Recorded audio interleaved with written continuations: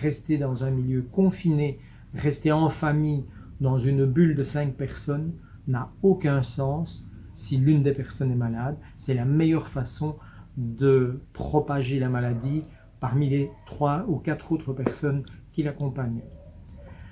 Et la présence de proches, les contacts affectifs, humains, sociaux, de voisinage, familiaux sont évidemment capitaux.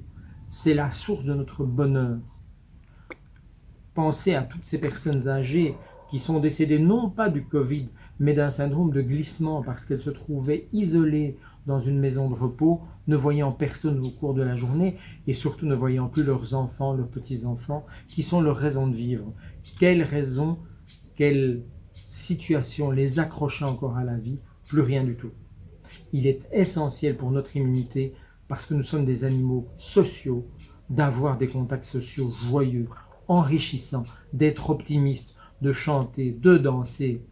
Et tout cela, ça a été malheureusement complètement passé sous silence. La définition de la santé, selon l'OMS, ce n'est pas une absence de maladie ou d'infirmité, mais c'est une vision globale de la santé physique, de la santé mentale et du côté social.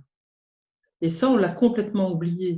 L'OMS, en confinant, a complètement zappé le côté mental et le côté social. Et le côté social, ça englobe la culture, ça englobe un tas de choses. Et tout ça a été passé à la trappe à une vitesse incroyable.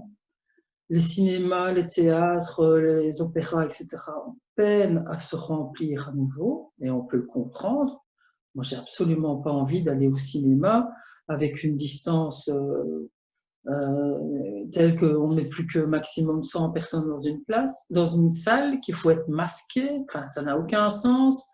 Je me vois mal aller au cinéma avec un masque. Et du coup, la culture, c'est vraiment le domaine qui était le plus pénalisé, alors que ça fait partie de notre santé aussi. C'est quelque chose d'important. Pour ma part, j'ai aussi pu constater que beaucoup de patients serrent les dents la nuit ou même en journée suite au stress engendré par toute cette propagande coronavirus. Donc, ils ont des douleurs de nuque, des douleurs au niveau des trapèzes, des douleurs au niveau des dents à force de serrer, vraiment des consultations pour des douleurs dentaires. J'ai même une patiente qui a eu une fissure dentaire tellement elle serre les dents. Donc voilà, ça, ce sont des choses un petit peu plus fréquentes qu'on rencontre pour l'instant et qui sont un motif de consultation.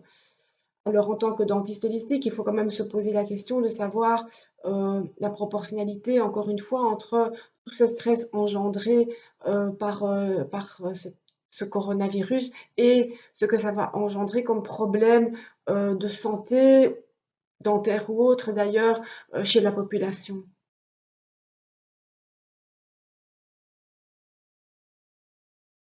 Pour moi, le confinement, on est à la limite d'une assignation à résidence, hein. Soyons bien clairs, on n'a pas fait ça pour notre bien. Le confinement a aussi eu des dégâts collatéraux très importants, une déshumanisation de la société, l'augmentation des violences, des suicides, de l'alcoolisme. Et ces dégâts collatéraux ont été particulièrement importants dans les maisons de repos. Et là, je voudrais vous raconter une histoire qui m'est arrivée. Mon beau-père est effectivement dans une maison de repos depuis le mois de décembre, car il a fait de nombreux AVC. Et au mois d'avril, on nous a appelés de cette maison de repos en nous disant qu'il était en train de mourir, probablement du Covid, même s'il avait peu de symptômes. Et c'est ce qu'on appelle la Covid sans symptômes. Et on nous proposait de lui rendre une dernière visite. Et puisque je suis médecin, la famille m'a demandé d'y aller en premier, et heureusement, car lorsque je suis arrivé, il ne présentait aucun des symptômes d'une infection à Covid, mais bien d'une déshydratation majeure, d'un début de dénutrition. Il était dans un état de faiblesse extrême, et effectivement, il serait certainement décédé rapidement si je n'avais pas commencé à le réhydrater. Il était encore capable de boire au verre, et nous lui avons donné à boire beaucoup. En 2 jours, il était de nouveau assis à sa table, en train de manger. Si je n'étais pas intervenu, il serait donc décédé 2 jours plus tard, ou un jour plus tard, de déshydratation, mais il aurait certainement été repris dans les statistiques comme étant mort du Covid. Et une telle histoire a dû se produire bien souvent dans les maisons de repos, dans toutes les maisons de repos de notre pays, où la cohue, la désorganisation, la panique, la peur de ce début de confinement a empêché de prodiguer les soins nécessaires à ces seniors que l'on avait enfermés dans leur chambre, sans droit de visite ni de sortie, et ce pendant 3 mois. Vous imaginez le désespoir de ces personnes pour qui le contact avec la famille est le seul lien qui leur reste avec la vie.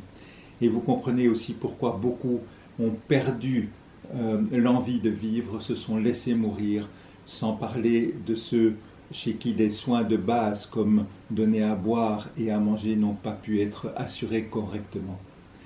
Les décès dans les maisons de soins et de repos sont donc dus de manière beaucoup plus importante au confinement qu'au virus lui-même, qui n'a tué probablement qu'une minorité d'entre eux.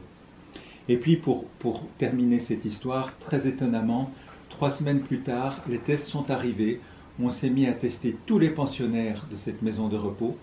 20 étaient positifs, dont mon beau-père. Aucun n'était malade. Ils étaient tous en parfaite santé.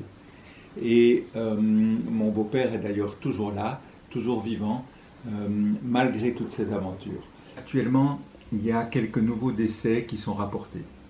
Mais quelles en sont les causes? L'âge, la canicule ou la Covid-19? En effet, je pense qu'il est très important de faire la différence entre les personnes qui sont dépistées positives, donc qui sont porteuses du SARS-CoV-2, mais qui décèdent d'une autre maladie, donc qui sont finalement accompagnées dans la mort par le virus en question, et celles qui sont réellement malades du virus et qui en décèdent, comme d'autres décèdent chaque année de pneumonie, de grippe ou de canicule.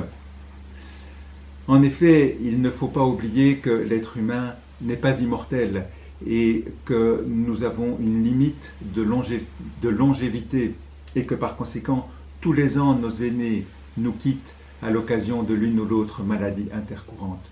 C'est la norme, c'est quelque chose d'absolument normal. Et il n'y a donc pas de quoi provoquer de nouvelles paniques ou de quoi provoquer un nouveau confinement des maisons de repos. Donc on sait à combien il a été meurtrier pendant le pic épidémique. Le confinement, au niveau mental, a causé des dégâts mais considérables. On voit les hôpitaux psychiatriques qui commencent à se remplir avec des gens qui sont dans la psychose, des gens qui ont développé des dépressions profondes.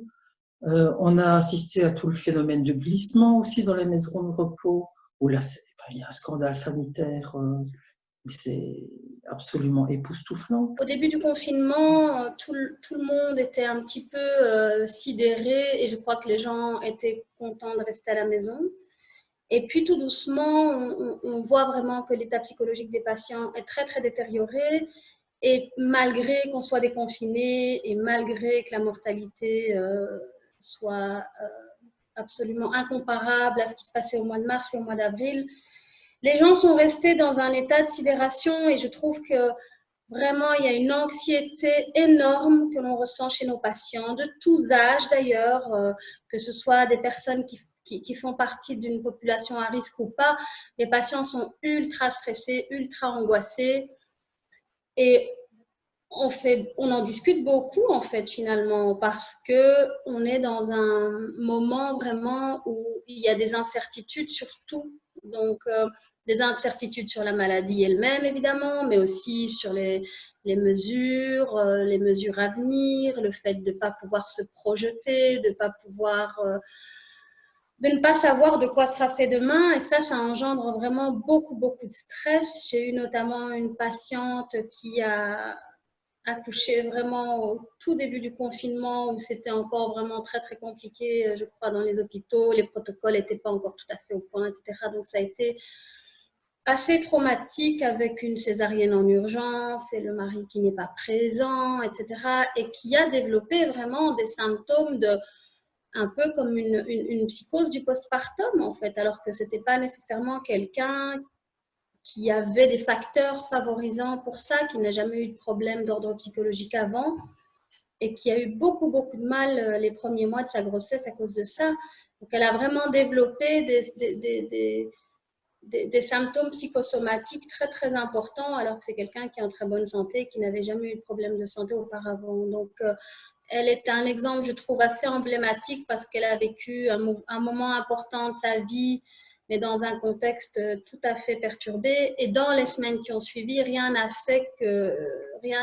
aidé à ce qu'elle récupère facilement après ça. Donc, ça a été vraiment très traumatique. Et même encore maintenant, au mois d'août, on sent vraiment que le moral des patients est au plus bas. C'est très difficile à gérer. Et vraiment, on le voit chez des patients chez qui on ne se serait pas spécialement attendu à ça, en fait. Une des premières mesures qui a été annoncée au début du confinement était aussi de demander aux médecins d'arrêter de soigner leurs patients, et en particulier ceux suspects d'être atteints de la Covid-19, où l'on demandait de les renvoyer chez eux sans les examiner, avec du Dafalgan comme seul traitement. Ce qui est un petit peu contraire, je dirais, au principe même de la médecine et d'être médecin, puisque être médecin signifie soigner et venir en aide à ceux qui sont malades, et non pas les abandonner.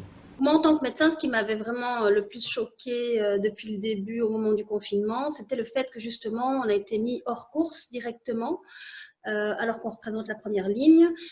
Et on nous a sommé de ne plus voir nos patients. On nous a donné un code de nomenclature pour pouvoir facturer des consultations téléphoniques. Certes, ça permettait de prendre des nouvelles de nos patients, mais ça ne laisse pas beaucoup de marge de manœuvre en tant que soignant, puisqu'on ne pouvait pas voir nos patients. Donc, clairement, les patients ont été un peu abandonnés à leur sort. Tout ce qui concernait d'éventuels symptômes Covid, eh bien, on leur disait restez chez vous, on leur mettait un certificat, et puis on leur disait d'attendre, de nous recontacter éventuellement, et si ça n'allait vraiment pas, donc s'ils étaient en insuffisance respiratoire, de se rendre aux urgences. Donc là, ça a été un petit peu le mot d'ordre les premiers mois, les premières semaines du confinement, alors qu'on était au sommet de la crise et où vraiment les morts s'égrenaient tous les jours. À aucun moment, on a pu dans les cabinets de médecine générale faire de la médecine. En tout cas, on a clairement reçu des injonctions nous disant que si on recevait des personnes en cabinet, et donc ça, évidemment, l'INAMI peut le savoir, puisque si on rentre des codes de nomenclature de consultation, eh bien, on pouvait savoir qu'on avait vu des patients, on pouvait avoir des contrôles et on pouvait éventuellement être sanctionné. Donc, clairement, la logique de ça, je ne la comprends pas. C'est-à-dire qu'on nous a dit qu'on ne pouvait pas voir de patients car il fallait réserver toutes les forces pour le Covid. Mais en même temps, le fait de voir un patient au cabinet de médecine générale ne privait pas de patients en état grave d'un lit de soins intensifs. Je peux comprendre qu'on ait reporté toute une série d'interventions chirurgicales non essentielles, ou en tout cas reportables, parce qu'une anesthésie générale, une chirurgie peut éventuellement entraîner un passage même furtif aux soins intensifs, et que donc là, effectivement, un lit pouvait être bloqué pour un patient Covid, mais un patient en médecine générale qu'on reçoit au cabinet ne change rien à la prise en charge hospitalière. En tout cas, à mon sens, en première ligne, je ne comprenais pas vraiment le lien entre le fait de réserver toutes ces forces pour le Covid et le fait de ne pas avoir de patients en médecine générale. On n'a pas vraiment eu le choix, en tout cas. On arrête de faire tout ce tralala. Ça ne sert à rien de porter des masques. Ça ne sert à rien de mettre les gens dans un régime de terreur. Il faut tout simplement leur permettre d'aller voir le médecin généraliste parce qu'il n'y a pas qu'une maladie, ou sinon je n'aurais pas fait 7 ans d'études pour une seule maladie. Moi, par exemple, pour une petite anecdote, il y a 15 jours, j'étais de garde, j'étais en poste fixe et il y avait une autre médecin qui était en mobile, pardon. Eh ben, elle a refusé de faire une visite parce qu'il dit, selon les critères, il fallait faire un test Covid. Je lui ai dit non, il y a autre chose. Il n'a pas voulu faire la visite, j'ai été faire la visite, et ben, le monsieur faisait une crise d'asthme. Alors, faire un test Covid et ne pas traiter la crise d'asthme, c'est aussi une aberration médicale. Il aurait fallu simplement permettre aux médecins généralistes de voir les patients. Donc, il y a toute une série de pathologies qui n'ont pas disparu tout d'un coup sous prétexte que le Covid était là. Donc, c'est un peu comme si on pouvait mourir de tout sauf du Covid pendant plusieurs mois. Donc, en fait, on avait une embolie pulmonaire non infectieuse à la base, où on avait un problème cardiaque, où on avait une boule quelque part qu'on sent et qu'on voudrait faire diagnostiquer. Eh bien, on trouvait porte close partout. Et donc, on a retardé des diagnostics de cancer, on a tellement fait peur aux gens finalement que certaines personnes avec des AVC, alors qu'on sait très bien qu'ils doivent se rendre à l'hôpital dans les premières heures pour améliorer leur pronostic, ne se sont pas rendus à l'hôpital, n'ont pas eu l'occasion d'avoir des premiers soins auprès de leur médecin généraliste. Enfin, il y a toute une série de choses qui sont passées à la trappe et qui n'ont pas été soignés. Il faut être clair, ils n'ont pas été soignés. Donc, je pense que les effets collatéraux, il va falloir vraiment faire plancher des spécialistes et calculer les effets collatéraux du fait que les patients sont restés chez eux pendant 3 mois ou 4 mois, parce que même après le déconfinement, les urgences devaient demander aux patients vraiment venez, il n'y a pas de risque, venez, et les gens n'osaient plus se rendre aux urgences.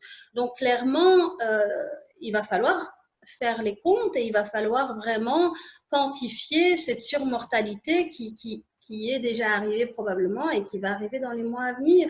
Ça, je crois que c'est très, très important de se rendre compte que les autres maladies ne se sont pas arrêtées, elles n'ont pas attendu que le Covid passe, elles ne se sont pas arrêtées. Les gens ont continué à avoir d'autres pathologies et n'ont pas été soignés. En préconisant le confinement, on s'est vraiment fourré le doigt dans l'œil.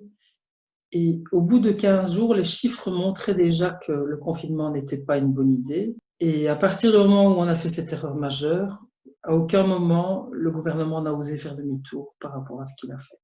Et c'est une espèce de descente aux enfers. Je pense pas nécessairement au complot et tout ça. C'est pas du tout ça mon propos. Mais ils ont mis le doigt dans un engrenage et ils n'arrivent pas à faire marche arrière. Et si nous, on ne leur dit pas, on ne leur met pas un stop vraiment clair, ça risque de continuer comme ça jusqu'au vaccin. Et ça, un vaccin qui va aller bouger à notre matériel génétique. L'Horeca a perdu 47 millions par jour. De Calataï dit que ça va coûter 50 milliards de déficit.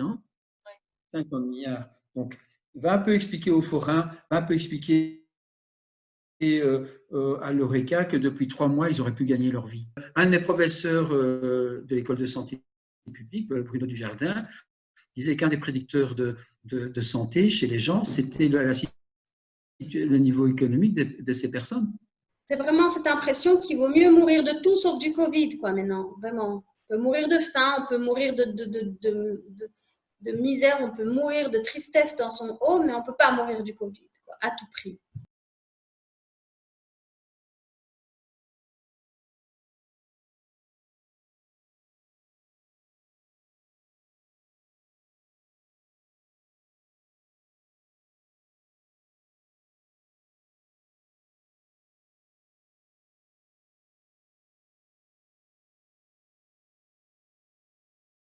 Après la pharma, je me suis formée à plein d'autres choses, et notamment la PNL, programmation neurolinguistique, donc un peu l'étude du langage, entre autres. Et il y a beaucoup de choses qui m'ont frappée dans ce cadre-là. Donc, c'est déjà le vocabulaire qu'on utilise. Donc, les gestes barrières, je trouve ça vraiment quelque chose de phénoménal parce que, en fait, c'est juste des règles élémentaires d'hygiène. Il n'y a rien du tout de barrière là-dedans.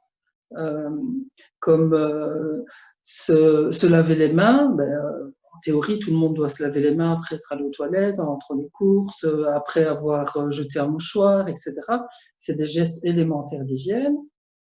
Il y a encore comme autre terme qui a été utilisé, c'est la distanciation sociale.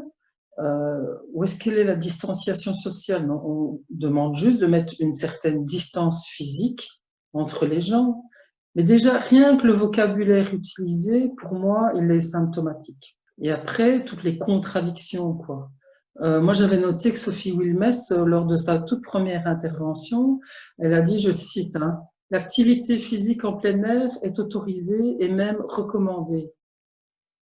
Donc ça, c'est pour le 17 mars. Le 21 mars, il y a déjà des drones au-dessus des parcs pour dire aux gens, rentrez chez vous, rentrez chez vous. Donc, et puis tout de suite après, on a commencé à fermer les parcs.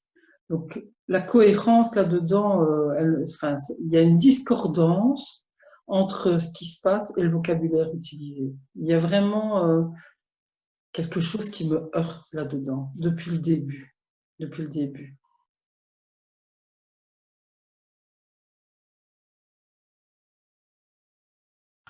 Bonjour, je m'appelle Bernadette et je souhaite aujourd'hui partager quelques réflexions à partir de ma pratique de psychiatre. Je prendrai l'axe de l'angoisse.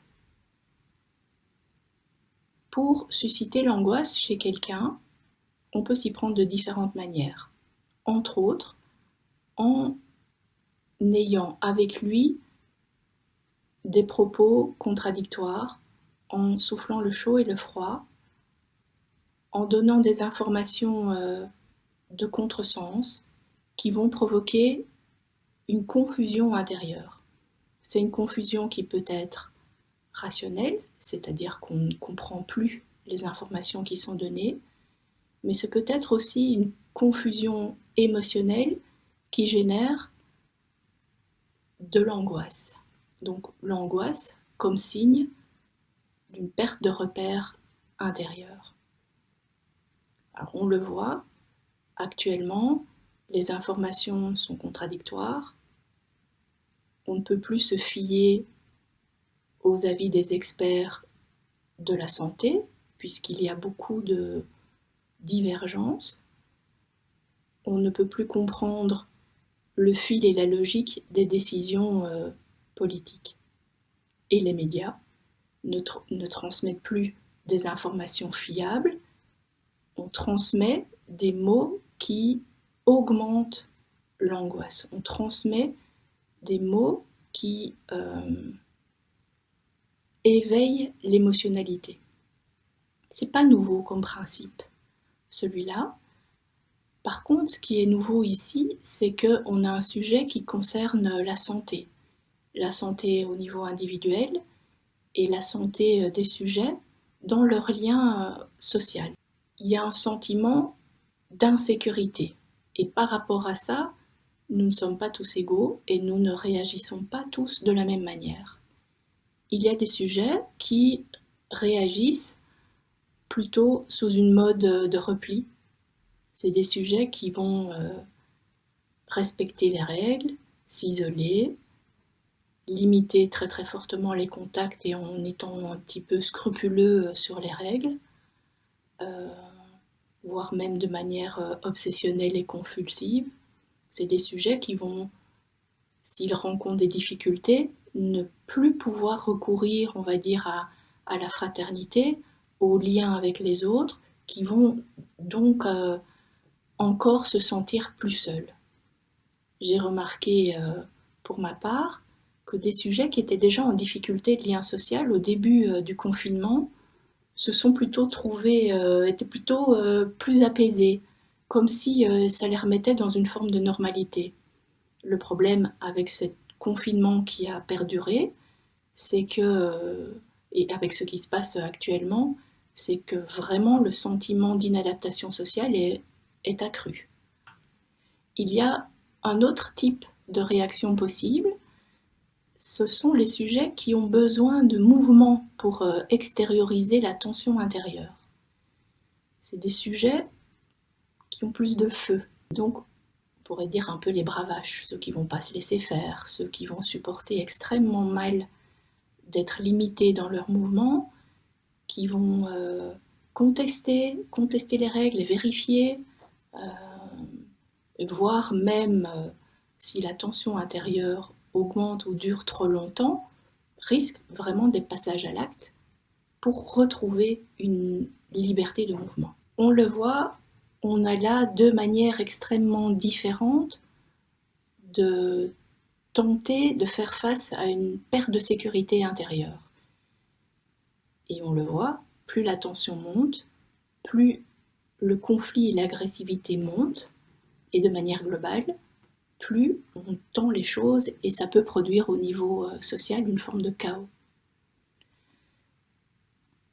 Je recommande ce petit livre, Petit traité de manipulation à l'usage des honnêtes gens, écrit en 2015. Il reprend une série d'études de psychologie sociale qui analysent les éléments qui influencent la prise de décision humaine. Il n'est pas nécessaire de lire ce livre pour savoir que quelqu'un qui est sous l'emprise de la peur et de la panique est beaucoup plus manipulable. C'est-à-dire que quelqu'un qui est paniqué ou qui a peur, on peut lui faire n'importe quoi. Donc dans le contexte actuel, si la peur et la panique persistent, c'est vraiment le toboggan ouvert à ce que des décisions très autoritaires se prennent et ne tiennent plus de singularité, c'est-à-dire qu'on va décider pour tout le monde d'une manière forte. Ça, c'est pas utile de lire le bouquin pour savoir ça. C'est malheureusement le lot humain, on le sait dans les familles, on le sait dans les entreprises, et on le sait dans les rapports de force, dans le lien social. Par contre, où ce petit livre est intéressant, c'est qu'il montre combien un système, quand il a décidé une stratégie, eh bien, par un mécanisme de persévération, il ne fait pas marche arrière. Il ne recule pas. Il donne l'exemple d'une entreprise qui a un bilan financier catastrophique et qu'un audit le montre et propose des solutions. Et pourtant, l'entreprise continue. Avec l'information que plus une stratégie a été investie en énergie et en temps, plus il est difficile pour les humains qui sont aux commandes de faire marche arrière. Dans le contexte actuel, on perd le cap, on part dans la dualité, on part dans le conflit. On vient vraiment percuter le cerveau archaïque et les gens sont dans une peur telle que, donc face à une terreur, il n'y a pas 36 solutions. C'est la fuite, la lutte ou l'inhibition de l'action.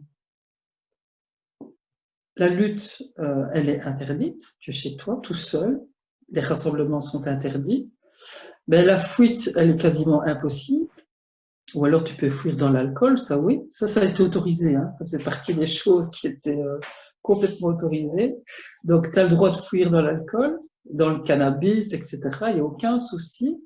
Et qu'est-ce qui reste finalement? Il reste l'inhibition de l'action. Donc complètement, les gens sont dans ce qu'on appelle, on n'est pas loin du syndrome post-traumatique en fait, où les gens sont, toute volonté est annihilée, on est complètement figés. En fait, les gens sont figés. Et ils ont énormément de mal à sortir du figement, en fait. Parce que ça continue avec les masques, etc. Tout ce qu'on continue à nous infliger. Et si on n'obéit pas, c'est des amendes, et des amendes salées. Donc les gens ne peuvent pas se permettre de désobéir, grosso modo. C'est ça qui se passe aussi. Et donc, voilà, les gens sont figés, il n'y a rien qui bouge, personne n'ose vraiment manifester, ou très peu. Mais tout ça, en grande partie, ça vient du confinement et puis de ce qu'on continue à nous imposer sans aucune raison scientifique, en fait. Il n'y a plus aucune raison scientifique à imposer ce qu'on nous impose pour le moment. Toutes ces injonctions et ces manipulations touchent les personnes socialement plus faibles, car elles sont plus influençables. Et donc je trouve qu'il s'agit là d'une double peine qu'on leur inflige qui est inadmissible au niveau humain. J'inviterais, pour ma part, à chercher le bon sens, ce qu'on appelle la voie moyenne, ce qui s'appelle aussi agir en bon père de famille. Moi j'aime bien pour ça les phrases qui sont véhiculées, du genre « il n'y a pas de fumée sans feu », Donc ici, il est clair que la communauté scientifique est divisée. Alors je ne sais pas qui a la vérité, mais en tout cas il y a un problème. C'est un virus aérosol, protégeons-nous. Mais voilà, en respectant le bon sens, il n'est peut-être pas nécessaire d'avoir des mesures si coercitives qui entraînent autant de désarroi et qui provoquera très certainement sur le plan psychologique des grands désespoirs, comme c'est déjà le cas. Au début de la crise, il a fallu beaucoup de courage pour oser porter une voix contraire à la voix dominante, mais que maintenant, il y a quand même pas mal de personnes qui osent parler et que c'est le moment, c'est vraiment le bon moment de se poser des questions si on ne s'en est pas encore posé et de rejoindre le mouvement parce que tout seul, on va plus vite, ensemble, on va plus loin. Donc vraiment, l'idée de rejoindre un mouvement complet et un mouvement qui commence à s'organiser, on en est au balbutiement, ça commence à s'organiser, mais je pense qu'il est temps, il est encore temps, il est plus que temps de prendre le train en marche et de rejoindre ce mouvement pour arrêter cette mascarade. Parce que c'est une véritable mascarade. On demande l'action. L'action est demandée maintenant. Franchement, il n'y a plus de temps à perdre.